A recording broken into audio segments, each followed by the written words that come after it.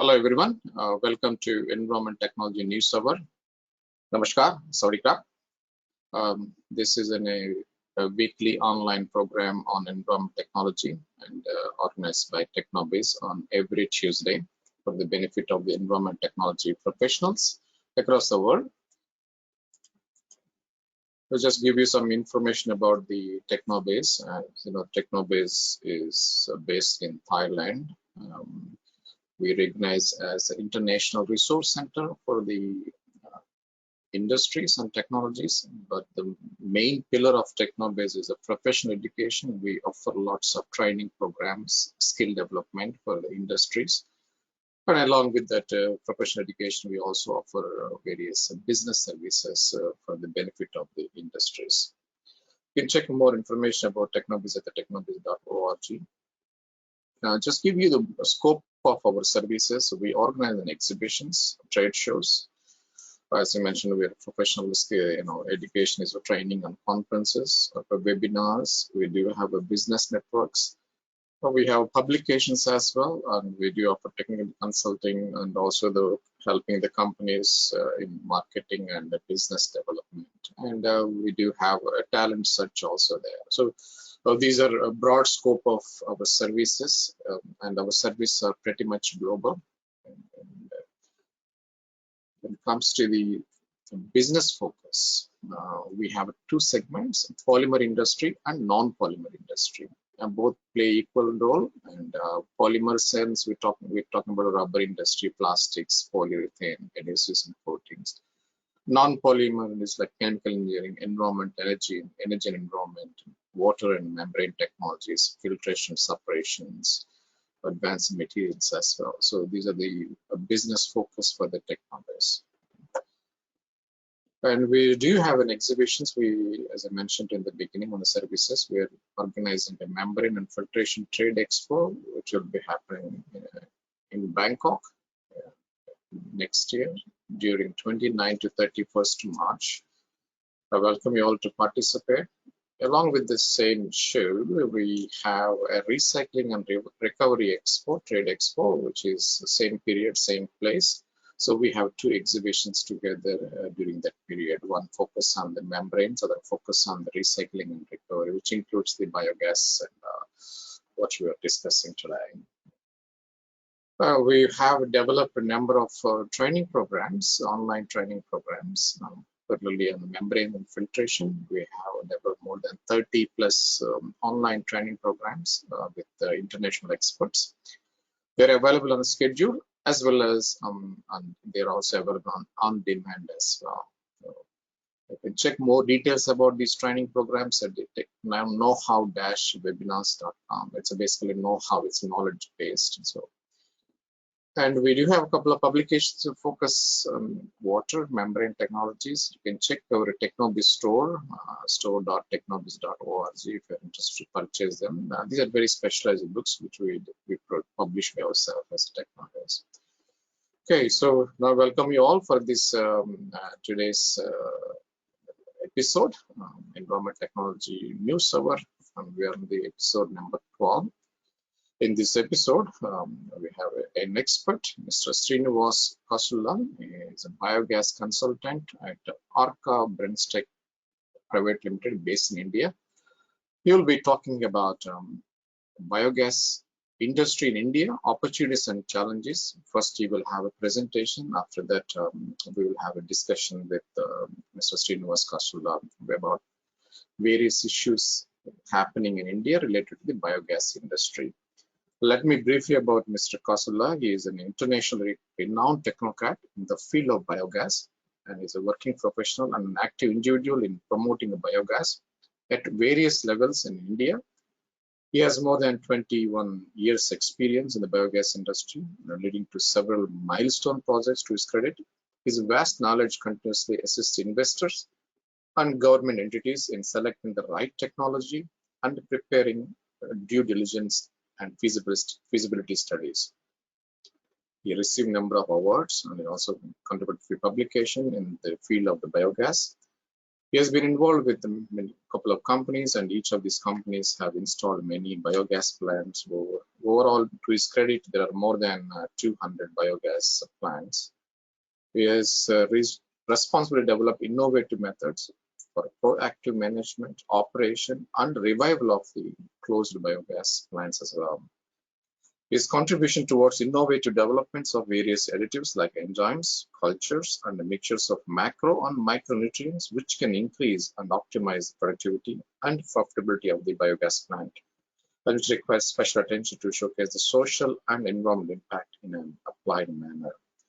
He's also doing an advocacy in the environmental field to ensure that the bioenergy becomes an option and a necessity for India's dream of a clean and green nation. So let's welcome Mr. Srinivas Kasula to give a talk on the biogas industry in India, opportunities and challenges.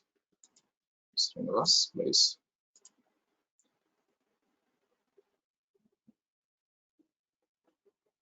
Thank you, Pradam. And it was a lovely introduction, I can say.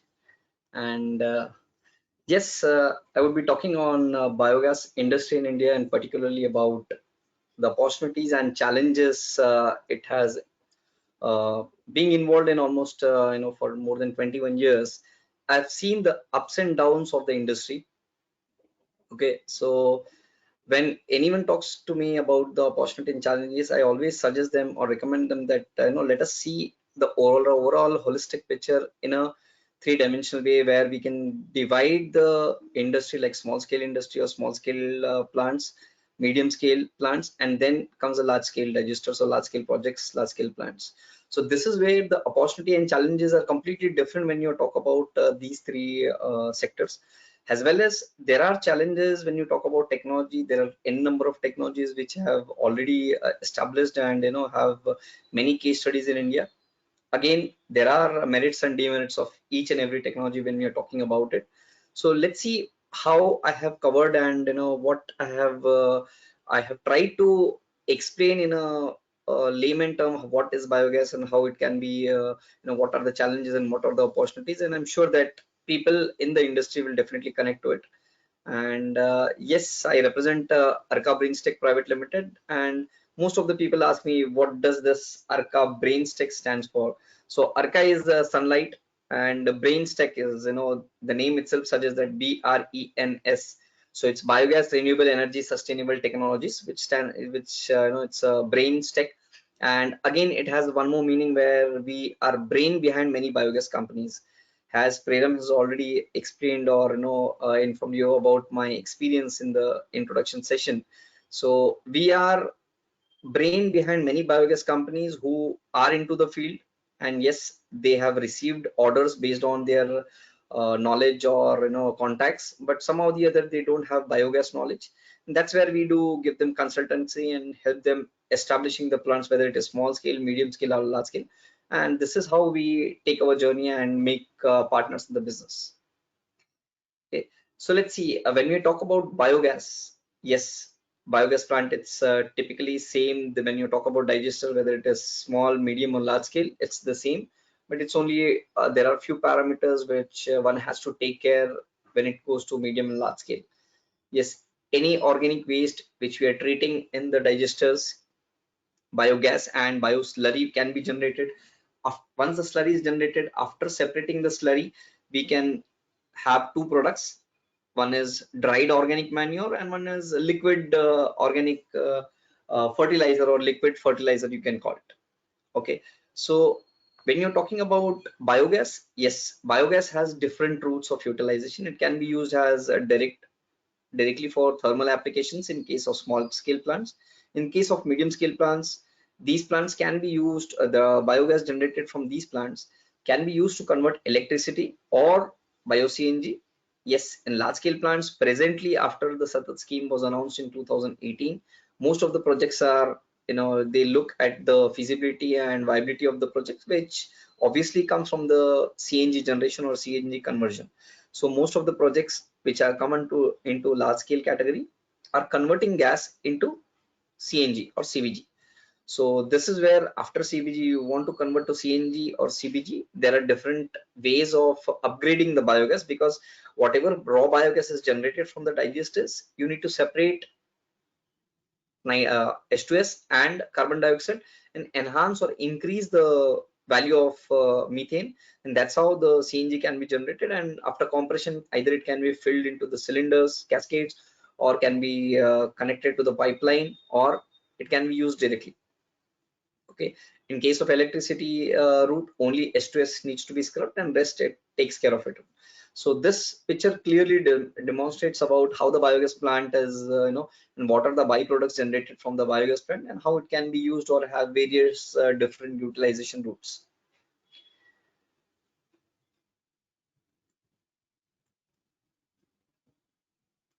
Yes. So when we are talking about institutional framework, particularly about India, yes, there is a ministry which is MNRE, Ministry of New and Renewable Energy. Federal Institute is Energy Efficiency and Renewable Energy. Regulator is state and central regulatory. Yes, there are two bodies which regulate. And when you talk about Public Financing Institute, it's IRIDA, which is Indian Renewable Energy Development Agency, or REC, which is Rural Electrification Corporation Limited. So rest I would not be covering, because these are related to some of the SAARC countries. And institutional framework, yes, again related to financing. There are barriers, as well as the description is given, like foreign exchange risk. Yes, this risk is always there. Off-taker credit risk, the risk that the buyer or the taker will not fulfill the or fulfill its contractual obligation at its it is a key contributor to overall credit risk of a power project. So these are the points which I will be elaborating or covering in the next slides in detail. So this is just to give an idea about what I will be covering it. And quality of renewable energy projects, yes, the credit rating of the operational biogas plants may be low overall. When you see a overall holistic picture of Indian biogas industry, yes, this is low and leading to operational assets not meeting investment criteria. And lack of instruments for investment, yes, lack of financial instruments, or you can say pathways uh, to invest in biogas. Low returns compared to expectations, is biogas based projects many times not being able to meet the risk return expectations of the investors. And particularly I have seen that there are the numbers which we calculate on Excel sheet and the actual figures which we get it on site when you're talking about large scale projects. So there are many parameters which need to look into, not only the efficiency of the digesters, but feedstock supply, end use of gas, the temperature maintenance, pH. So n number of parameters which we'll be covering. And limited availability of the debt capital. So this is again one of the key barrier where people found out that limited availability of debt capital due to capital market conditions, either domestically or internationally. So history of biogas, I will just would like to cover the main points, where in 1859 was the first digestion was biogas plant was built at Leper Colony in Mumbai, uh, India, and followed by many plants. Then came the development of the floating dome Grama Lakshmi by Jasbhai Patel. This was in 1952. Then 1962 came KVIC, Khadi Village Indian Commission, entry into the field of biogas technology, where the floating dome technology was dispersed, and most of the farmers or the rural areas you can see these type of technology and floating dome digesters. Then came the development of Janta model, development of national project on biogas development, followed by 2009 CNG production utilization demonstrated of integrated technology package of biogas fertilizer plants, where one of the project which was allocated subsidy based on the pressment of 100 tons per day, which was India's, or you can say Asia's first 100 TPD pressment to bio CNG project. And this was represented by one company, South Indian company. And yes, I was a technical person involved in that team, and we received a very good subsidy that time. In 2013 was bio-CNG production utilization forms part of program on energy from urban industrial and agricultural waste residue.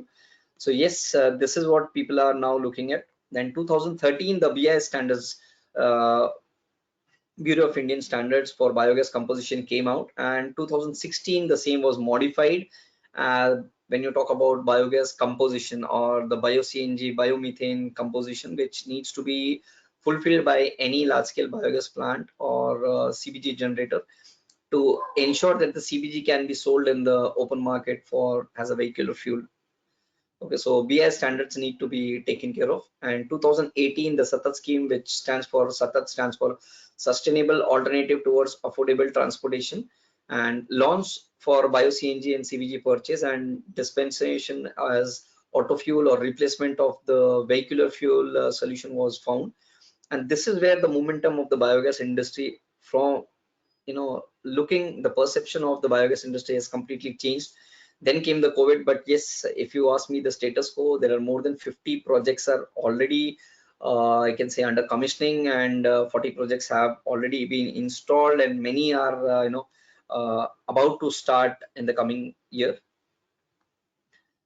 So what are the technologies? So we'll just cover in a brief way. Domestic or small scale digesters, lagoon digesters are very, it can be either the small scale or medium scale, and these are the type of digesters where the high mechanical equipments or installations are not required, and mostly lagoon digesters are, you can see where the liquid waste, where it has the total solid concentration less than around 4 to 6%, it is treated, and mostly the palm oil mill effluent or sometimes even spent wash, these are treated in these type of digesters.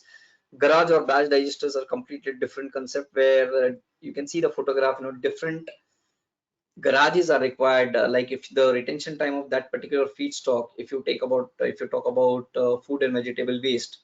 So if you talk about food and vegetable waste, and if you consider around 25 to 30 days, then you need 25 to 30 garages of that particular feedstock size, and the waste needs to be dumped. First day it will be dumped in first garage, similarly second day in the second garage. So that's how the waste, with the self weight of the waste, whatever percolate oozes out of the garages, is collected and sprinkled again, and it's circulated with the help of heat exchangers. So temperature is maintained, and most of the biogas which is generated, it is collected, and whatever the liquid is oozes out of the self weight of that particular feedstock is also converted to biogas in a special digester. And yes, chances of atmosphere, or you can say oxygen, entering into the system are high, because once completing the retention time of 25 to 30 days, the garage needs to be opened. Okay, that's where the oxygen or the atmosphere entrance into the biogas or methane is, the chances are very high.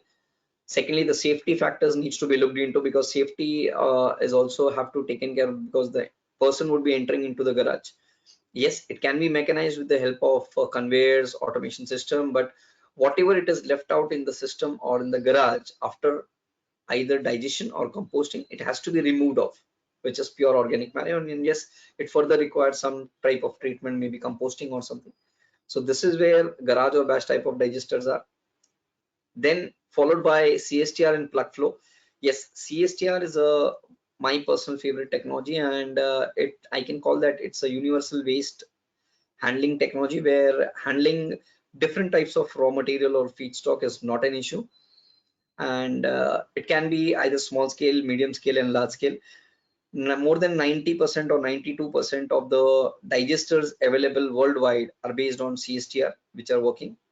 And plug flow, yes, it's one of the beautiful technology, but again, there are pros and cons of each and every technology which needs to be looked into. So I will not get into the details of plug flow versus CSTR, but yes, both are proven and robust technologies when you talk about treating large scale raw material waste generation. Biomethane, yes, whatever gas generated from these high-tech solutions. When you talk about high-tech, the arrow clearly shows that small scale plants up to lagoon are the low-tech solutions, and above garage digesters, batch digesters, CSTR, and other type of digesters or the projects, these are high-tech solutions. And yes, bio CNG or biomethane can be generated from these technologies, and using various upgradation technologies.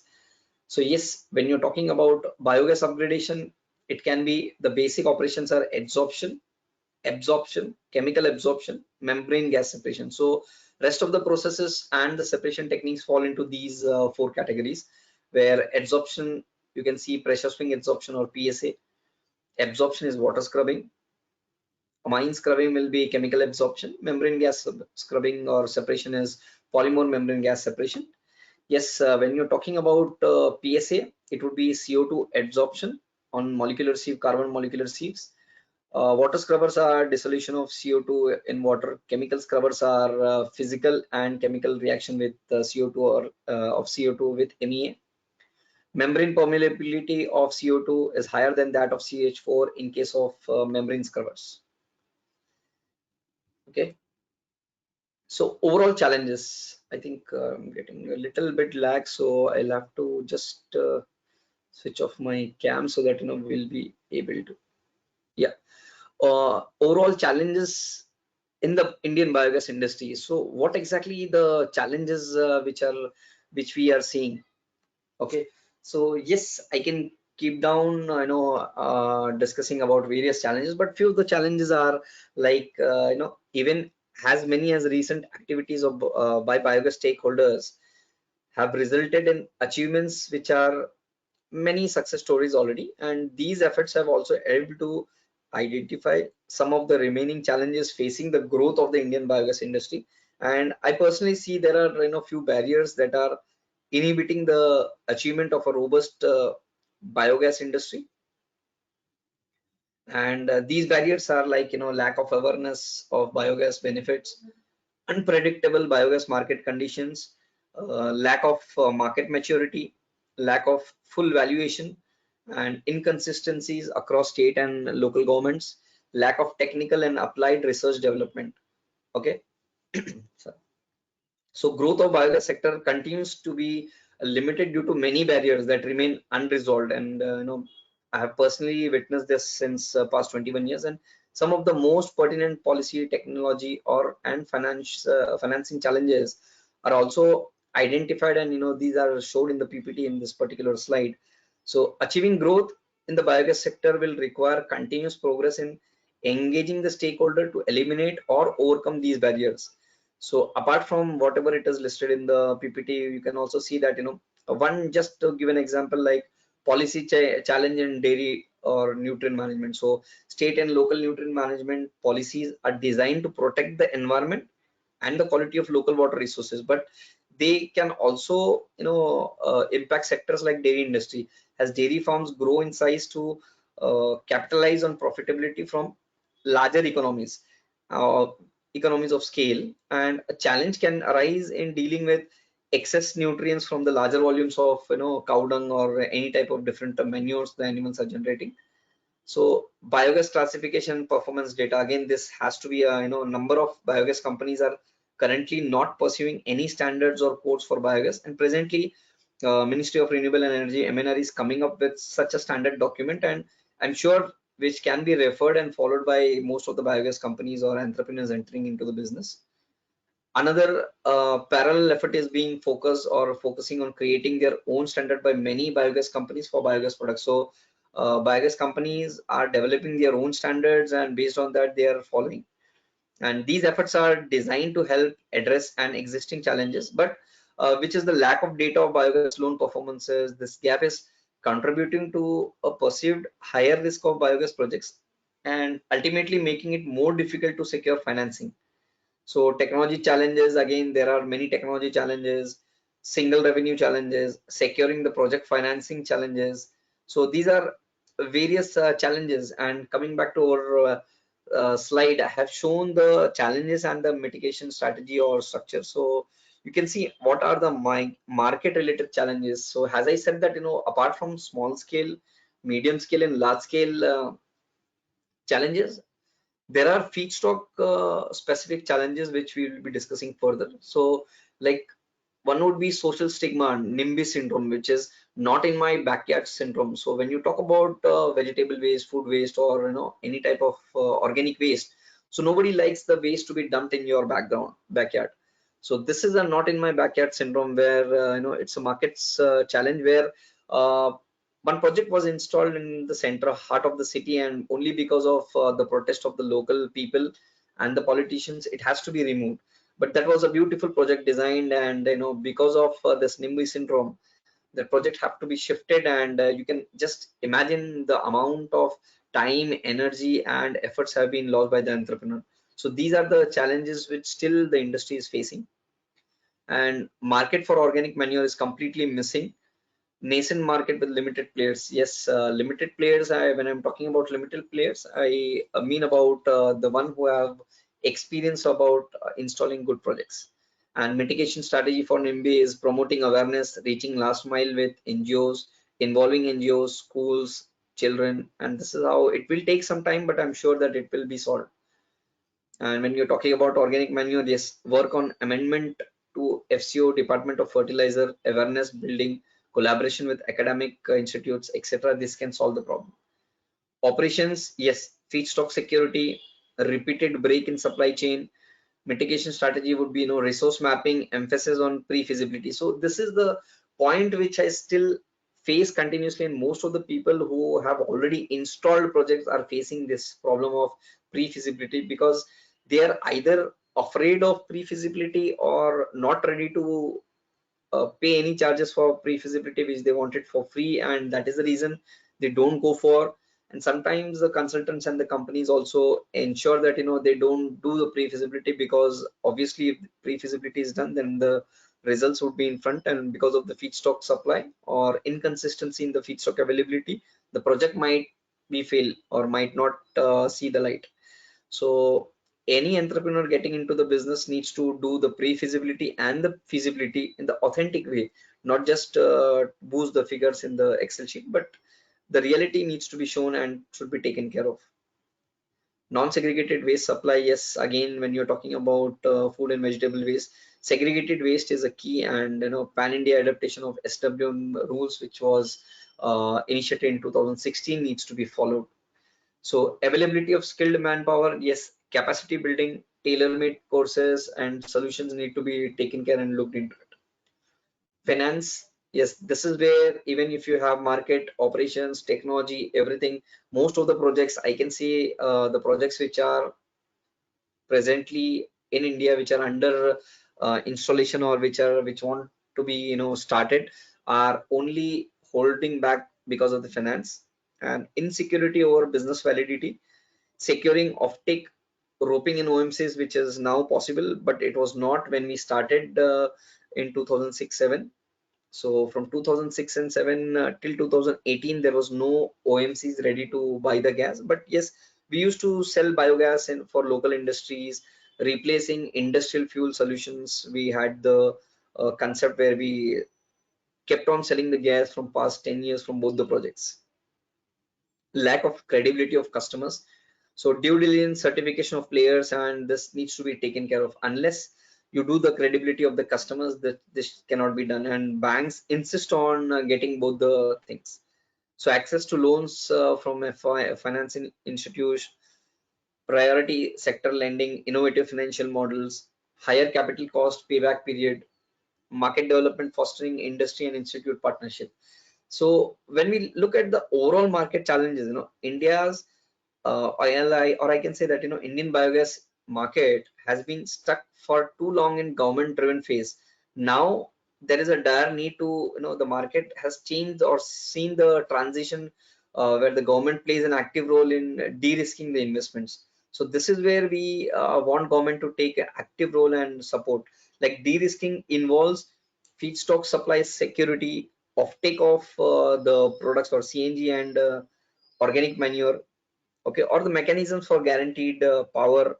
Okay, so these ensure a favorable environment for the industry to invest in biogas and expand.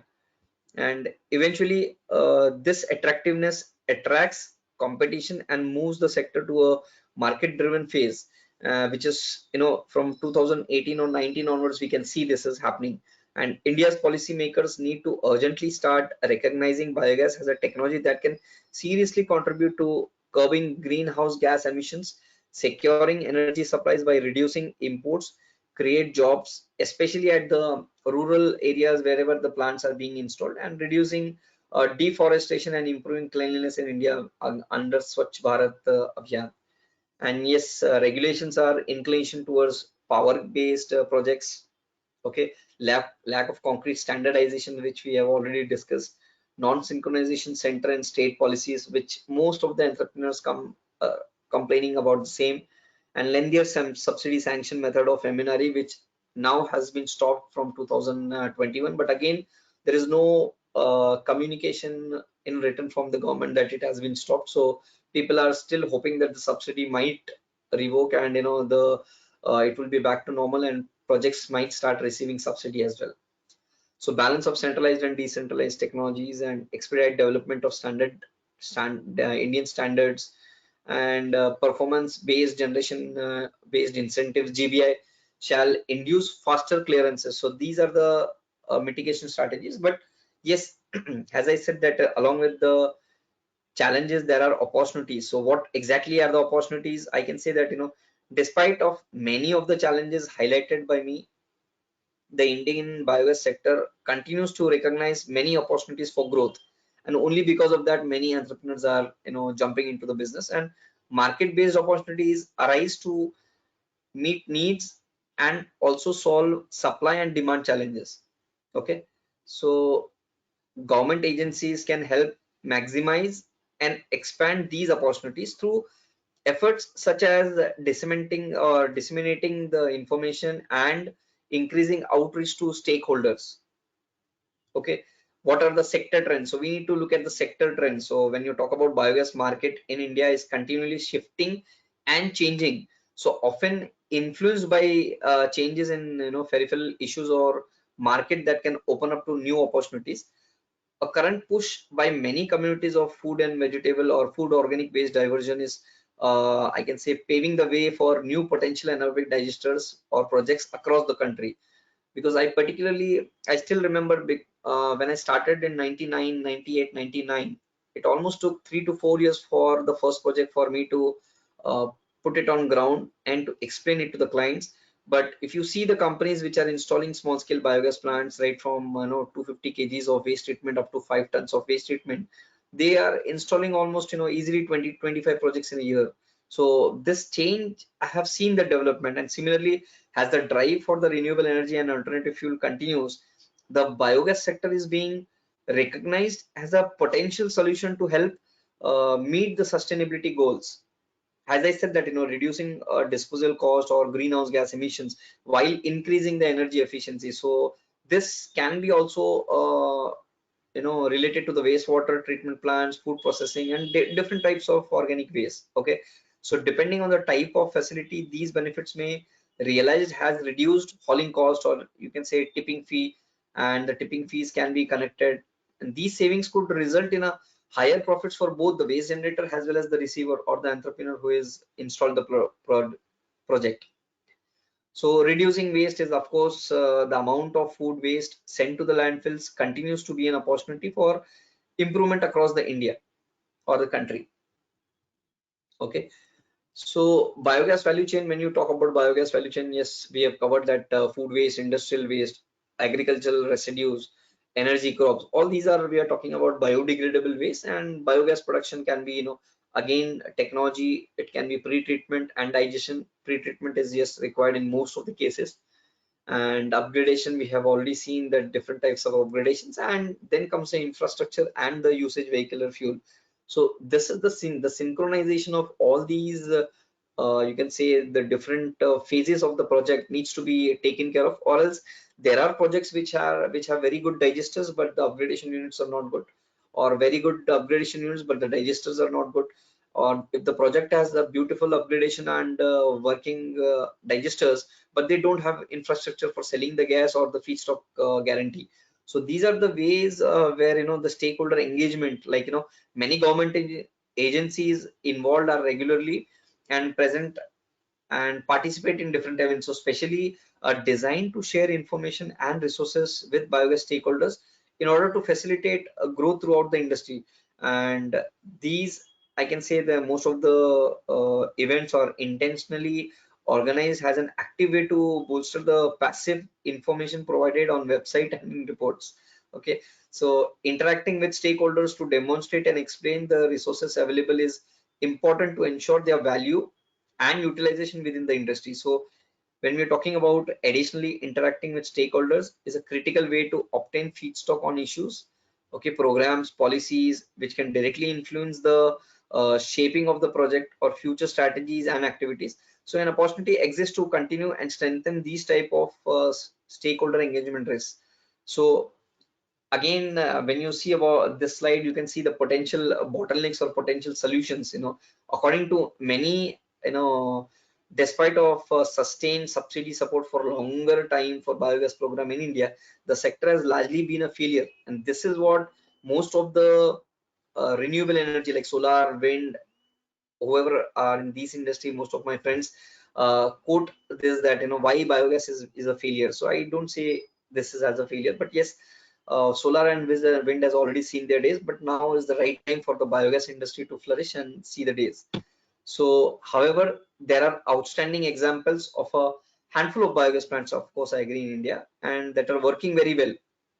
I can surely give you some of the reasons as to why the biogas has been unsuccessful at the level which we are comparing with solar and wind. Okay, as mentioned, the challenges are unique to each segment of the market, and therefore it has to be addressed separately. So every project has a different challenge, and even if you compare the complete same feedstock, same technology, same upgradation, yes, the challenges would be completely different. So as I said that, if you talk about small scale challenges, it would be completely different. Community challenges, it would be completely different. And then comes the market based challenges. The market based segment in India has not witnessed any major capacity expansion.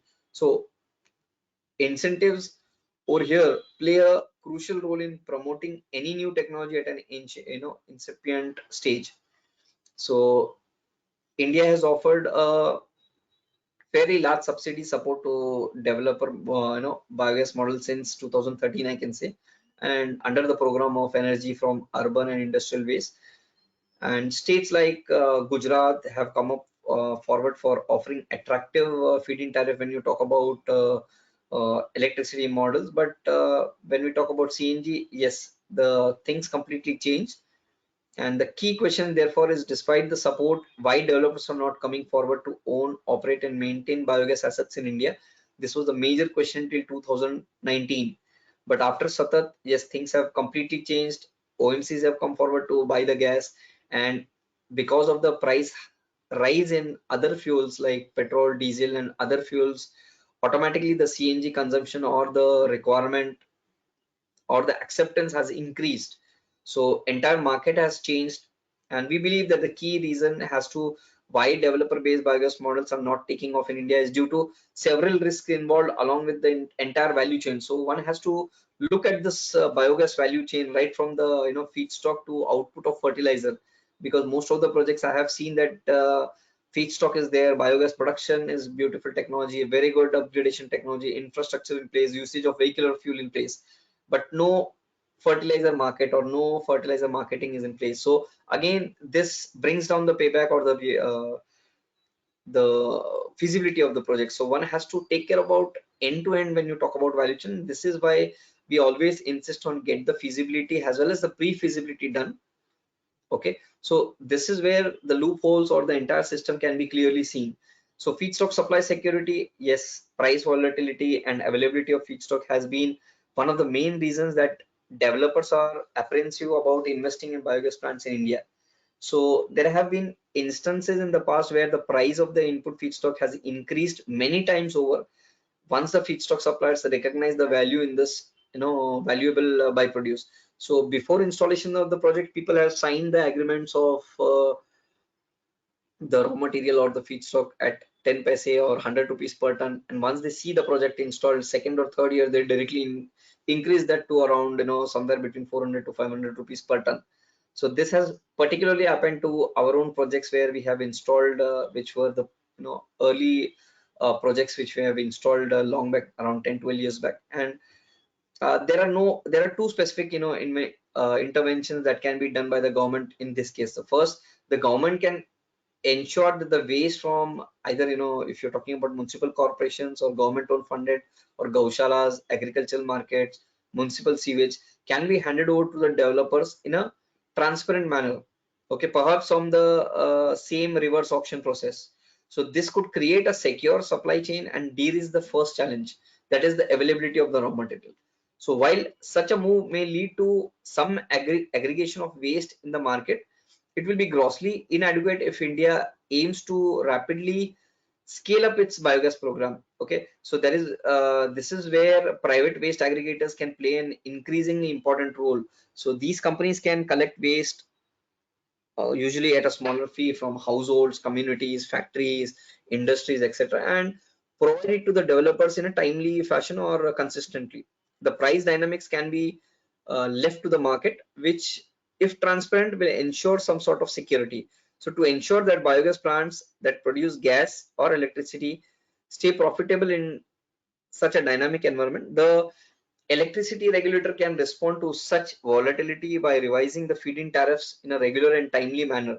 So generally tariff revisions are done once in a year, but this can be, it's far too sparse. So one solution would be to review input feedstock prices in a quarterly basis.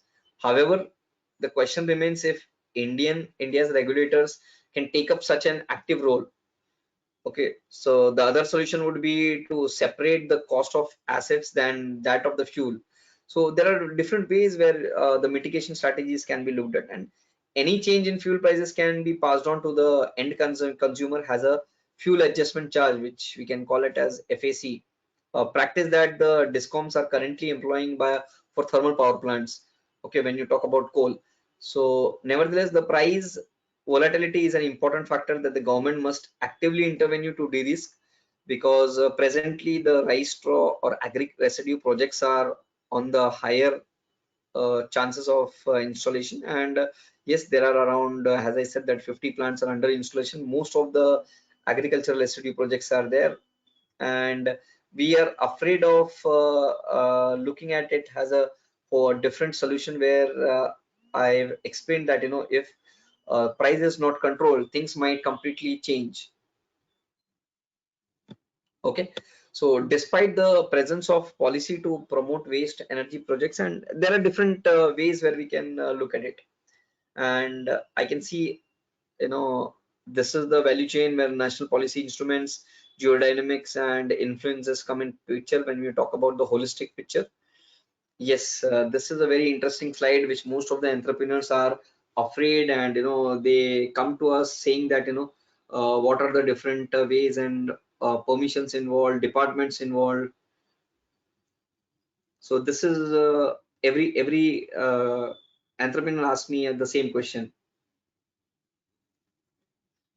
Okay, so guiding policies and eminary different inter ministerial policies, or departments involved, like eminary central coordinating in ministry. And when we talk about MOCF, yes, it's a Ministry of Chemical and Fertilizer.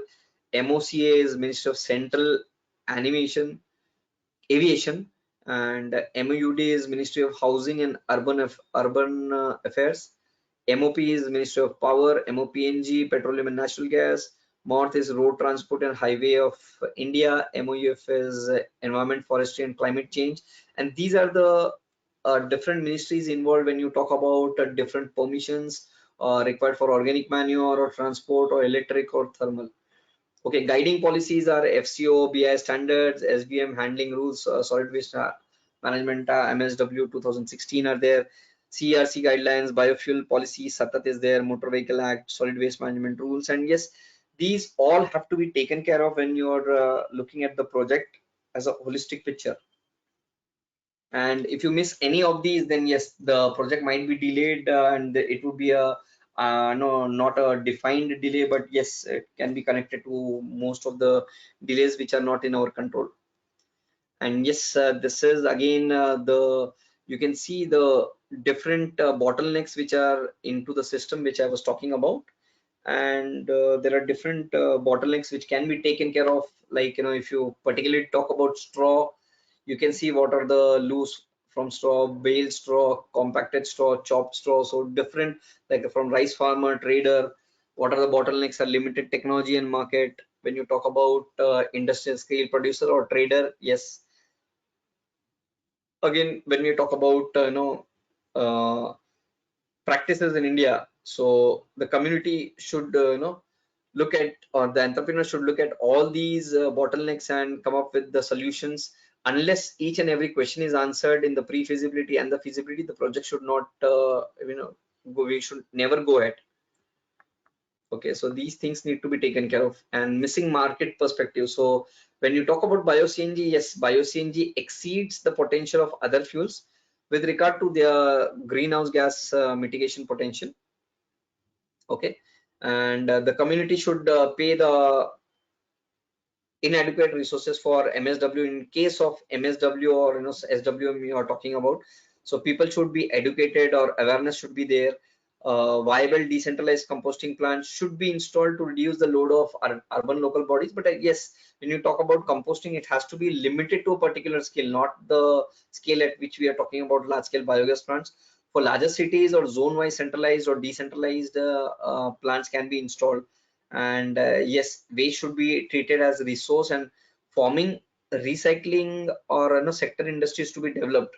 So these needs to be taken care of. And in most part of the countries, when you talk about sweepers and rag pickers, are still considered as an inferior class of citizens, despite various or several laws in place to bring dignity to their profession. To change people views and perspective, awareness regarding their important service to community should be initiated, and manpower engaged in such activities should be named as green brigade or crew when you're talking about municipal solid waste. Okay, so these are the points. And moreover, the utilization of rapidly available and cheaper feedstocks such as MSW or other agri residues, and subsequent lower production cost lead to a stronger economic advantage. Okay, so this is what I was talking about. And the use of bio-CNG in the transport sector can also be an attractive option to further reduce greenhouse gas emissions in the transport sector. So however, transport sector of for bio-CNG is not yet 100% established in India, and need to more political support and improved legal framework. So one needs to look at the increased bio-CNG sales in the Indian market when we are talking about large scale projects and many projects. Okay, and currently the main problem promoting bio-CNG in India is missing the market perspective. Evaluating the different available bio-CNG conversion pathways, it should be considered that the higher production cost for bio-CNG needs to be brought down with regard to location, time, kind, and end use of the gas. As I said, that the same feedstock, same technology, the projects, if you install it two different locations, the project cost would be completely different. And this is the case where one of the bank has approached us saying that everything is same, why the project cost is almost more than 100% difference is there. So this, it's almost like a project which I had to take care of and explain the bank about the differences and why it has been considered like that. And because of the above, without a new credible economic perspective for existing plants, necessary investment will be held off and plant portfolio would be decreased. So this needs to be taken care of. And signals for new framework continued with better economic conditions for bio-CNG in India are required. Okay, and yes, these are further points which I'm talking about: upgradation existing technologies and cutting down the different greenhouse gas emissions. Even though conversion of biomass to biogas through anaerobic digestion has already become a touchable reality in many parts or most parts of the country, high financial risks linked to its establishment seek higher financial incentives from the policymakers for sustainable shifting of existing technologies. So this is where most of the people or entrepreneurs are approaching us saying that they are not getting the sanctions from the banks and they are taking too much time for sanctioning it. So when you're talking about future of biogas, I can only repeat that the clean future or the clean energy is the future, and I feel that the future is now. Okay, and change is happening. So as I say that India is strengthening the link between renewable energy and agriculture, and I particularly repeat this statement in most of my webinars, that India is strengthening the link between renewable energy and agriculture, and this is essential to create a healthier and cleaner environment and develop a more resilient, efficient, and sustainable farming sector. So this is what it is required. And next stage of biogas industry will be associated with a fundamental change in future. Okay, renewable smart energy storage, 100% of consumption pattern systems, and this is where it was lacking. And yes, the future biogas will be influenced by future of gaseous energy carriers. In India, more energy is delivered to the end consumer as gas as compared to electricity, and biogas offers significant advantages where it can be used to displace fossil fuel natural gas in the infrastructure, has a food and beverage industry, or replacing industrial fuel solution where yes, if you replace LPG, commercial LPG, the price received as compared to the replacement of vehicular fuel is much higher compared to the industrial fuel. So this is where that the projects can be feasible, and the flexibility and system integration needs to be looked at this, and will be significant driver for biogas systems to be integrated to future energy system as a mean to facilitate intermittent renewable energy. Okay, so the as I said that opportunities, and despite of many challenges highlighted, the biogas sector continues to recognize many opportunities for growth, and there are market based opportunities arise to meet needs and solve supply or demand challenges. So limited number of emerging entrepreneurs have struggled with funding and operation issues.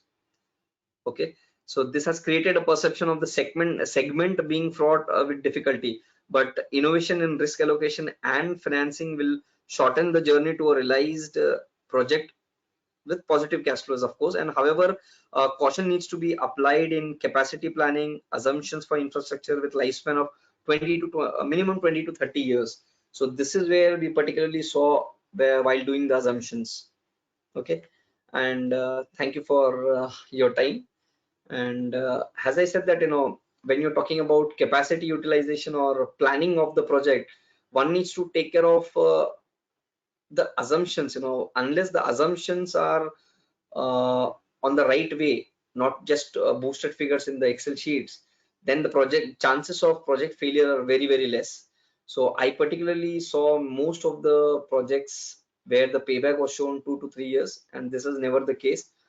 Typical payback of any large scale project which generates around 12,000 cubic meter of gas is about 5 to 6 years. Okay, so just to get the project, we should never do, or I have seen projects where most of the cases the figures are wrong. So you need to take care of and ensure that the project exactly achieves the numbers which are mentioned or in the pre-feasibility or the feasibility. Yeah, thank you. Over to you, Preram. Thank you, Srinivas. It's really very good presentation, and you highlighted very important things. Now I see that you are the real biogas consultant from India. You gave A to Z opportunities and also the challenges.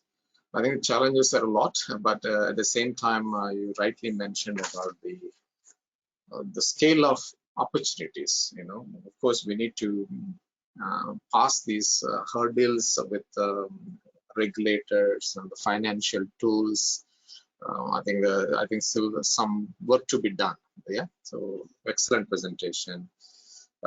I like to have actually I have lots of questions to ask, but I try to keep it up with what is relevant to the for today's topic as well as audience. You have mentioned that there are many ministries, many level, in terms of the getting the approvals, guidelines. It looks it's a long list, and but in India we have 30 states, and in the 30 states, all of them are elected by the local people. Okay, I mean it's not like in other country. In other countries you have only central government control whole country, but here we have it. Each state has its own governance, and so I want to understand when anybody want to develop a project, how to deal with the state government. All the guidelines you mentioned about all the central government, I mean, union ministries, either MNRE or whether it is urban development, you name it, all the lists you mentioned. So how to deal with these state level regulations? Yes, it's a very nice question, but as I said that these were the times which people used to be afraid of entering into the business, and most of the entrepreneurs who have approached us saying that, sir, project तो हम लगा लेंगे, but the list, ये list देख के हमको डर लग रहा है, so we are not comfortable with this list.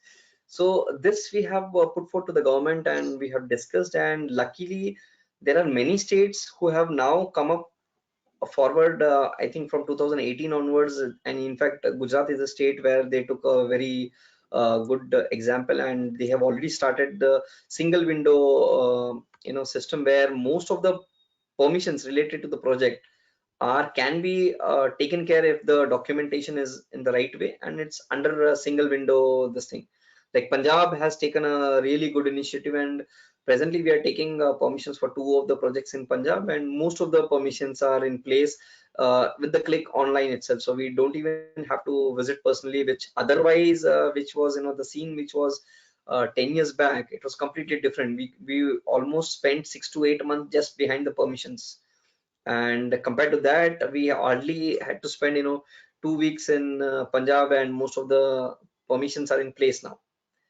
So I'm sure that 6 to 8 months of work has come down to 3 to 4 weeks. So this is a pretty good way where the government is also looking or taking care of. But yes, still further there are a few criteria, as I said, that few departments which need to be looked into and have to be taken care of. I think nowadays, the many states are competing each other to, for the development. I think probably recently you may have seen in the Davos, many states are really showcasing the opportunities in each state. Uh, so I think it's in the transformation stage. I think everybody realized including the in renewable energies as well. So Yes. let's hope for the best. Let's hope for this. So other than the Punjab and Gujarat, where are other states? What else states are really active in renewable energies? See, The when you talk biogas. about biogas, yes, wherever waste is available, waste has a raw material. When you talk about waste, any type of leftover biodegradable waste is a waste as or a resource for me. And most of the places like Maharashtra, yes, it's densely populated. It's a sugarcane growing belt or region where most of the press mud or industrial waste is available.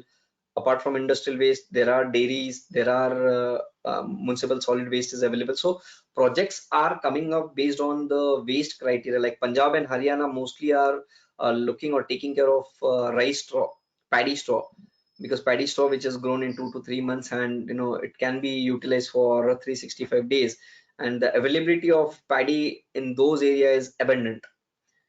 Again, coming back to Maharashtra, people are also looking at growing their own energy crop, like Napier grass, where the crop or the feedstock security would be there, where the contract farming can be done.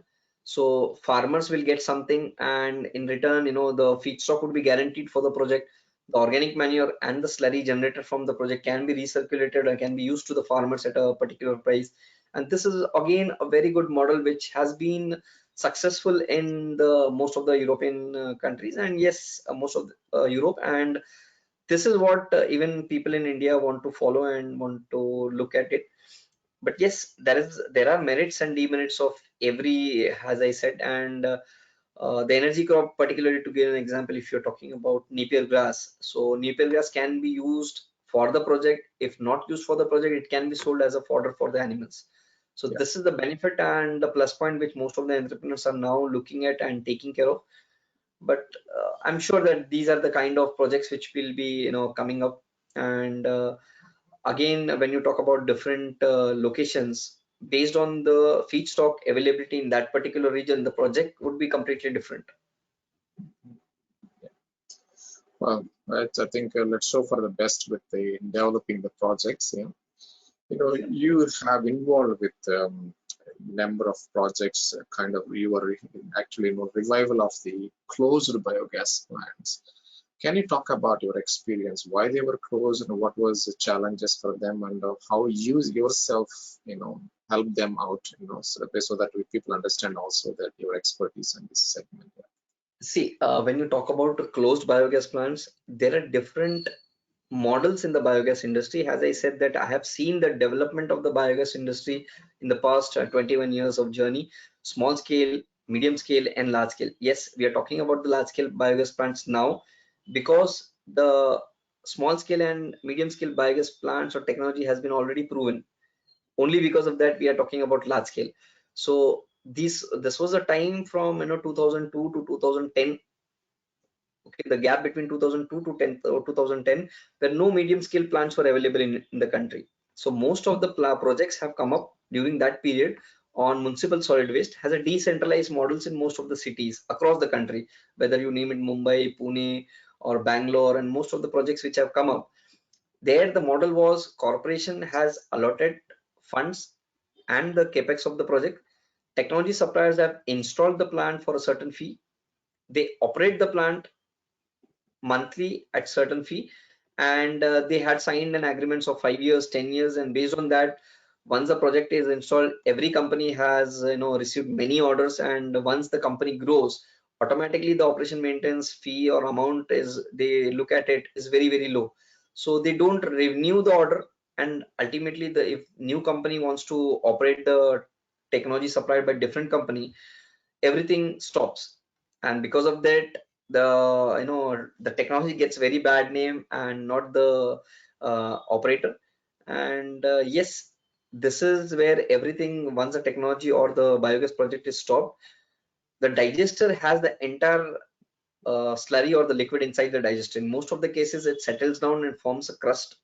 Okay, it's so hard that a person can literally walk on the crust. And seeing all these things, I have developed a particular culture or microbial consortium along with some additives, where it works like a magic. We can literally, when once applied to the digester, this disintegrates and makes in the form of liquid. So most of the companies, almost I can say 15 companies from our country, are buying these cultures from me regularly and add to the running digesters to ensure that there is no solid settlement or dead pocket zones or dead zones formed inside the digester. So this is how I help them reviving or reviewing the old digesters and ensuring that these digesters are now up and running. So only because of my experience and my international contacts with most of the enzyme manufacturing companies and my friends, we could develop the Indian product at a very decent price. And yes, it's affordable, and most of the companies, as I said, that already purchasing it from. And what is biogas recovery rates nowadays in your experience? Recovery in the sense you're talking about the bio CNG recovery rates, Yeah. or? Yes. Yeah. Yes, see, as I said that the recovery rates is not a problem. Technology is not a problem, but technology suppliers are where people are just to add a few margins here and there. The technology is getting a bad name. So recovery, as I said, that it is above 90-95%. That should not be a problem at all. And even 99% is not an issue at all. But because of the technology suppliers, at least 95% can be guaranteed without any issue. Okay. And when you talk about this biogas upgradation, but you're talking towards the bio CNG, you mentioned about various absorption, also the membranes technologies, which is really cost effective to produce a bio CNG. See, when you talk about upgradation technology, again, there are many factors related to it. Like, just to give an example, if your feedstock or if your biogas has large amount of H2S, the selection of technology will be completely different, because H2S needs to be scrubbed. And again, for selection of H2S, there are almost 7 to 8 different technologies. So based on the amount of ppm or amount of H2S in your raw biogas, the H2S needs to be taken care of. After H2S, yes, the CO2 or the upgradation unit, which I was talking about, comes into the picture. And uh, if you talk about cost economics, yes, there is a completely different technology. If you talk about methane purity or a higher efficiency level, there is a different technology. If you talk about safe and reliable technology, completely different technology. So everything depends on, and India is a cost sensitive. So when it comes to Indian market, so people like to go ahead with the technology which costs the less. So they don't even listen about the technology. They only ask about ye kitne ka hai, wo kitne ka hai, and whichever is less, they not even they are not even interested in why this is less and why this is more. So I always believe that the technology, yes, cost is one factor, but don't only look at the capex. The operational cost also needs to be taken care of and looked at it, because uh, operational cost is which will be associated for the towards the project throughout the lifetime of the project. So maybe around 15, 20 or 25 years. So selection of the technology and selection of the equipments is a key criteria for successful projects, and why the projects are successful or why not. It is why it is getting a failure term in terms of biogas industry in India. So it involves many factors. You cannot give one answer that okay, go for the membrane or go for this. In terms of the effectiveness. Of course, most of the gases have these. You rightly mentioned about the ppm levels of the H2S matters, and also the moisture levels and various other. What is the cost of bio-CNG now in India? Or let's You're say talking about very pure bio-CNG. production cost, or you're talking about No, it's market cost, where you can buy it. selling? If you're looking at the production, the market cost of CNG, which is available at the petrol pumps, it ranges between 65 to almost 80 to 85 rupees almost now. So 65 to 85 rupees is what the price in the market, and based on different states, the price changes there. And OMCs are now revised and ready to buy the gas or CBG at almost 56 plus GST. So this is a good price. And yes, if you replace this as a LPG or any diesel or furnace oil or petrol industrial fuel replacement, then you can easily get around 80 to 90 rupees. This is what the projects are presently getting in one of the project. I can give you an example in Chennai. So they're getting almost 90 rupees per kg. So this is a very good price. But there is no there is structure of a price setting for the bio-CNG, or it's No, up to the for bio local CNG, market. yes. See, in case of CNG, there is no price structure across the country. It is completely different state-wise. Okay, it's if you see Haryana and Delhi, it's hardly a few kilometers from each other. But the price in Delhi and price in Haryana, it's completely different. So it's almost like 75 and 85. So huge difference of price per kg. And when you're talking about bio-CNG cost, yes, again it would be feed specific, project specific. So again, it might range between 32 to 40, 30 to 35 rupees or 36 rupees, based on the price of the feedstock and different parameters or factors. So overall, how much potential is there to develop a market for the bio-CNG in India? See, already government of India has set up a goal of 5,000 bio-CNG plants to be set up in 5 years. This was announced in 2018, but yes, because of COVID, we have lost 2 years, but not 5,000, but I can see easily 500 projects coming up by 2023 or 24.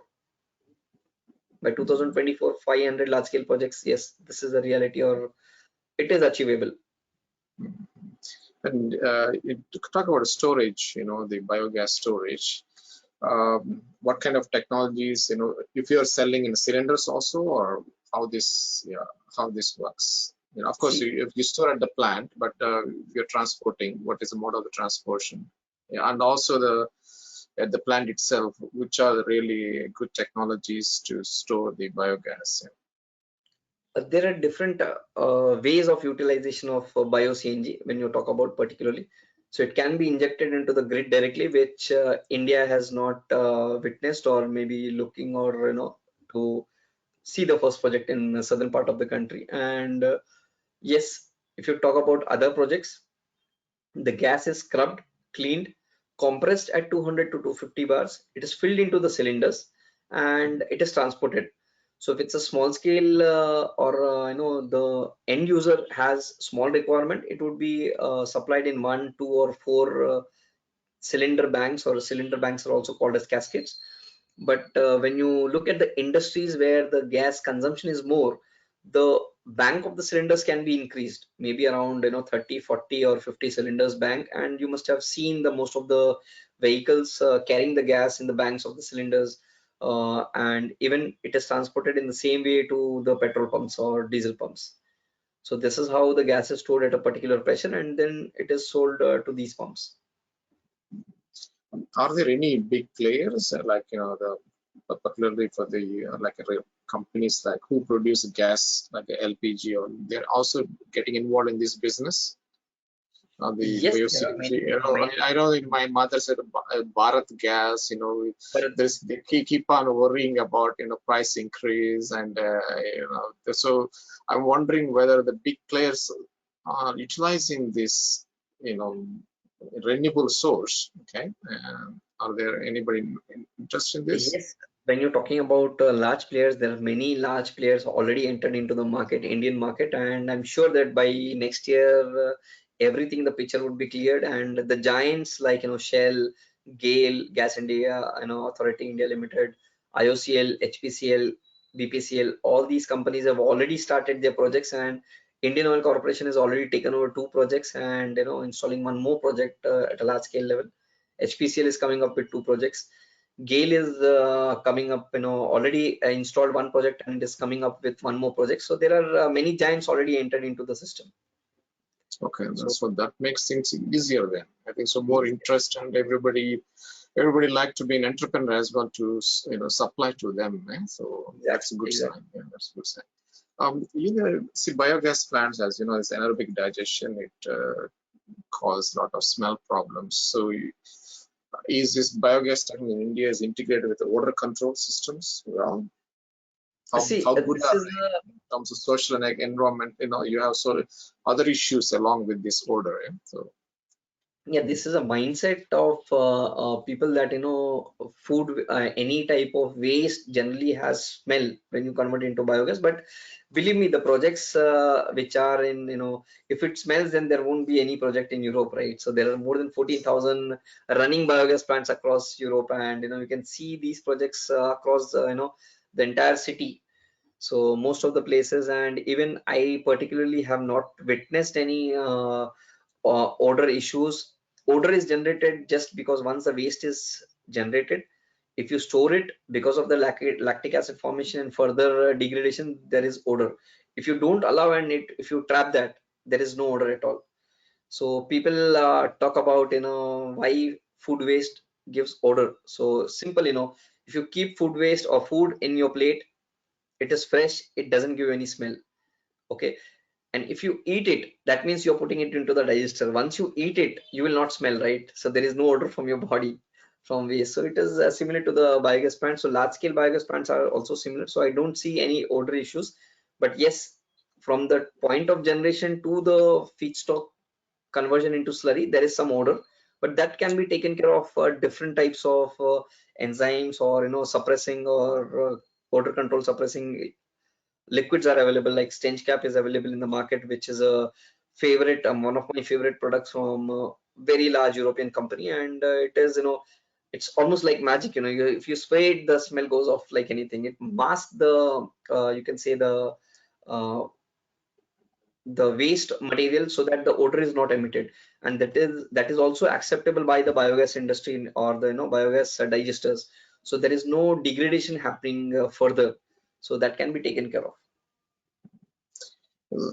as a consultant of biogas plants, and I think I see that you've been traveled to many countries. In among all, of course, Europe is one of the best place in executing the biogas plants. Which country we should look at as a benchmark in regulation side, technology wise? Yeah, I think this is a way to go. Of course, there is always some other social factors involved, but in terms of the regulations and efficiency, operational issues, for you, which country is a benchmark for you? I particularly loved Germany, where the plants of different scales and most of the projects were earlier used to generate electricity out of the biogas, but now because of that Ukraine and Germany relations and Europe, so now all the biogas plants are being converted to CNG or CBG generation. So entire biogas industry in Germany is now busy with converting the existing plants to generate CNG, and pumping into their grids. So this is where I loved the biogas, and my passion and the way I saw the industry, or the people into the industry are working towards. It doesn't, there is a huge difference when I see the people in German biogas industry working as well as compared to Indian biogas industry. Over here, yes, we compete with each other, and that's a completely different structure. And over there, though competing, they complement each other. So this is a very beautiful structure I saw, and it's a very livelihood examples they have given us when we were there. I spent time in Germany, and I have many friends in Germany and in this particular biogas industry. And yes, I can give an example of Germany, which we can follow the standards, the rules, regulations, or the subsidy format, or anything related to biogas. Yeah, Germany is always in engineering wise, and also I think the attitude towards these issues are much more advanced. And so there is one question from the audience. They're talking about, it's easy, the efficiency levels on the small and medium scales are pretty much higher compared to the larger scale. But larger scale has lots of money, okay, and also the technologies, the manpower. Why they still perform, their efficiency levels are lower? See, there are many factors when you talk about large scale digesters or the efficiency of the large scale plants. If the project is running at 100% capacity, okay, at the same time the gas and the manure is sold at 100% capacity, then there are no problems at all. The investor or the entrepreneur doesn't go behind operating or taking care of the project. But there are projects where the feedstock availability is there, but the end use of gas is not in place. So he generates gas only though the project is designed for 8 tons per day of gas generation, but the project generates only 4 to 4.5 tons because the gas sale is only guaranteed for 4 to 4.5 tons, which we cannot say that the efficiency of those digesters of the project is 50%. But yes, so this is where many factors are involved. Again, as I said that every project has different feedstocks, so we need to understand what are the feedstock challenges and the technology challenges. So I don't see any challenges in technology if the equipment selection or the technology selection is done in the right direction. So there should not be any challenges related to technology. And if you want to bring the cost of production of bio-CNG, what options are available? So already, believe me, the cost of the bio-CNG which we are talking about is at a bare minimum stage, and this is where most of the people are getting into the trap, saying that TK, one company is giving you the production cost of 40 rupees, I can get it in 35 rupees or 30 rupees. But saying that, unless you understand the project cost or the difference between the plant and the project, one cannot get into the conclusion. Okay, so there is a huge difference between the plant cost and the project cost. Okay, so most of the people are selling the biogas plants, not the projects.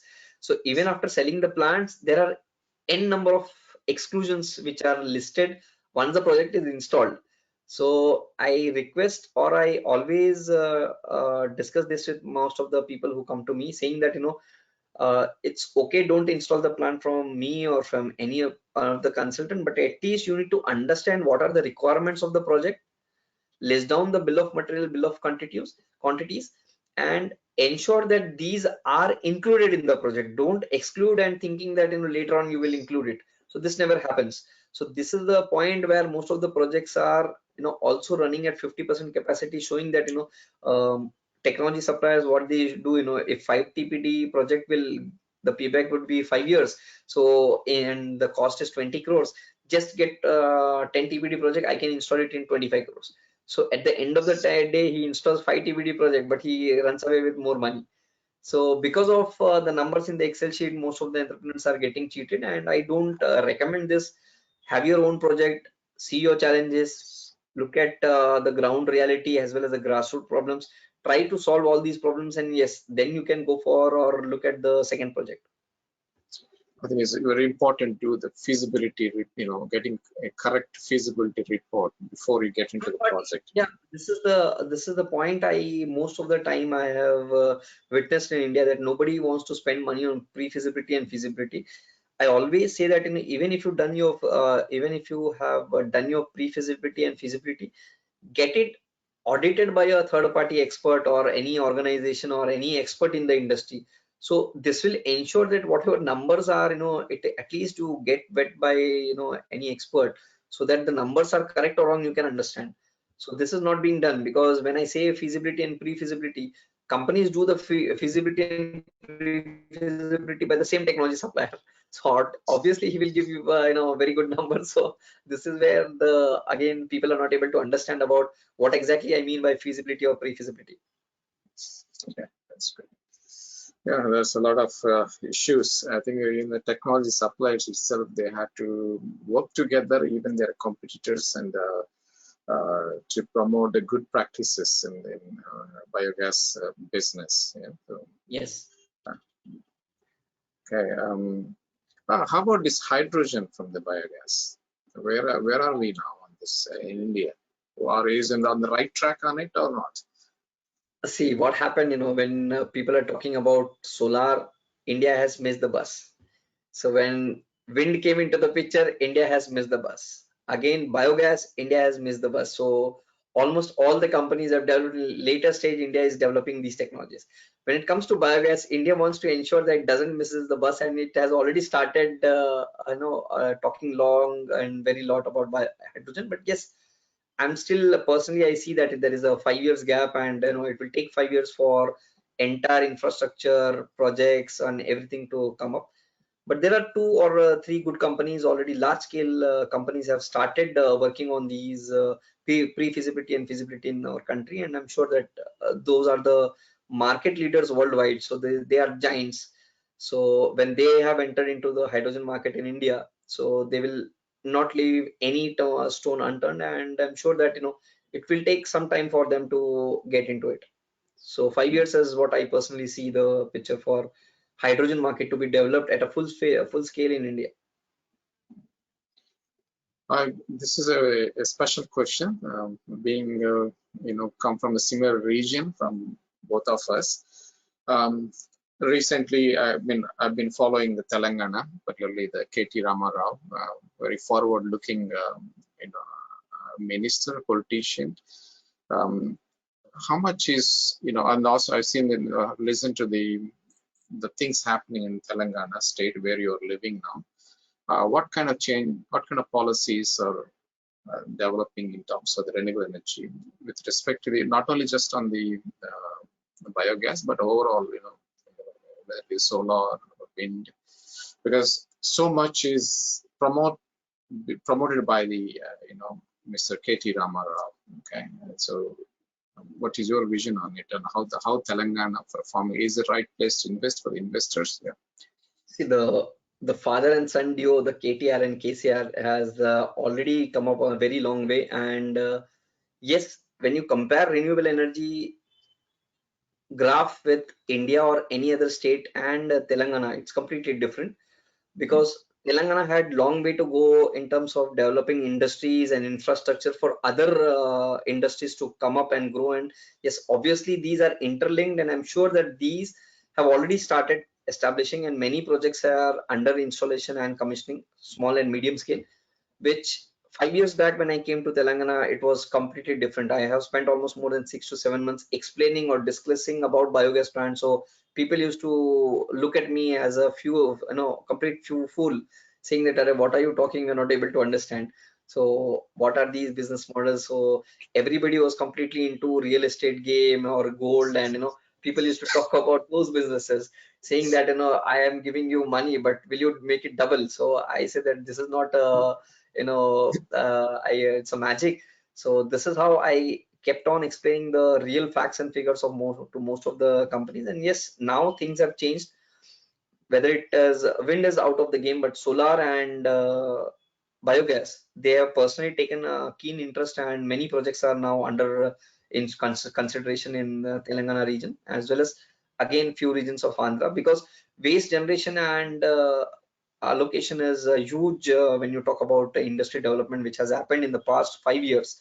So earlier it was a very agricultural side of the most of the Telangana state was into agriculture, but now because of the rapid industrial development and waste generation and increase in the raw material, now the projects are also coming up, and I'm sure that in the next 5 years it will compete or it will beat any other state which is already into the business. I mean, I see that a lot of progress has been done in this under of course, I think the dynamic KTR. That's how I Yeah. call him. I mean, so Yeah, it's a tagline to him. It's a dynamic KTR, and as I said that, just to give an example, now Punjab and Haryana is going ahead with a different model altogether, where aggregators are collecting the straw, supplying it to the biogas digesters. But over here, KTR said that, why aggregators are required, directly pay to the farmers, so farmers can supply the straw to the project. So this is a completely different model, not only to biogas projects, but different type of biomass projects or any type of treatment projects which are coming up in Telangana and Andhra Pradesh. So they are taking care of very well defined models, and they are just looking at the long term models rather than just taking care of or solving the problem in a very short term issue. Srinivas, I really like to continue the discussion, and maybe we have to stay overnight on this, but we will catch up some other time. Appreciate the time. Really wonderful. You brought the right input.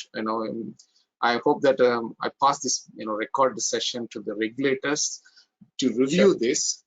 Guys, see what to be done, and to progress for the benefit of the biogas industry. I think maybe there are many associations already been doing it in India, I guess. So, any final message to the audience? I can only say that, as I said, that India is, strengthening its link between agriculture and renewable energy. So just take care of, if the entrepreneurs are there, I'm always available. My details are shared on the screen, and just ping me irrespective of whether we do project or not. But at least I can give you the holistic picture of what exactly the figures are, whether it is correct or wrong, and we can take things forward. And yes, I'm always there, and biogas is my passion. So anything for biogas, that should not be a problem. Super, man. Super. Srinivas, I really enjoyed this whole discussion. If you don't mind, can you share your screen one more time with your contact information so that the audience can make a note of yours? Yeah. Okay. So, guys, that is a contact of Srinivas Kasulla. Okay, reach out to him, and I think based on this presentation, who is the person to contact if you have a biogas project.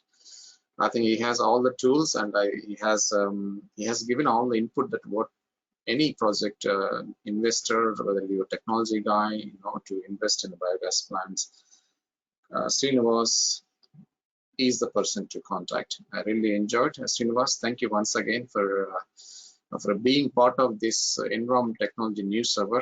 I'm looking forward to be in touch with you in future discussions. As I'm interested also in the bio CNG discussion. This is a future. We need to find the renewable sources rather than how long we get these fossil fuels, how long they stay. We don't know idea. Okay, but at least we need to put hands Yes. together and to promote them. Yeah, so One final statement I would like to quote, the famous quote of James Cameron. Okay, so he has quoted a very nice statement saying that, the nation that leads the renewable energy will be the nation that leads the world. So this is what he mentioned, and I appreciate this. And in the longer way, or maybe around 20-30 years down the line, I see this happening. And yes, India has a long way to go, and we will be leading the world because of whatever raw material availability in India is there. I'm sure that we will be on the top of the renewable energy production country in the world. yes, because market is there, feedstock is there. Okay, we are agriculture based country and huge population, and everybody has to eat food, so we will create so much feedstock for the biogas. So well, and Srinivas, thanks once again. Thank you. It's a Thank really you. wonderful presentation. Thank you. We'll be in Thank touch you everyone again. for attending, and yeah. Yeah, guys, that's the end of this session today with Srinivas Kasulla. He talked about the biogas industry in India and what are the opportunities and what are the challenges. please reach out to him. And if you like to view this session again, you can always go to the Technology channel on YouTube and please look at it and understand more about it. I know a lot.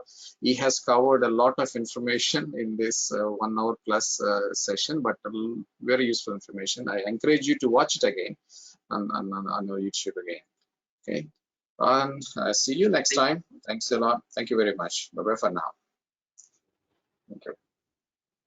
Thank you.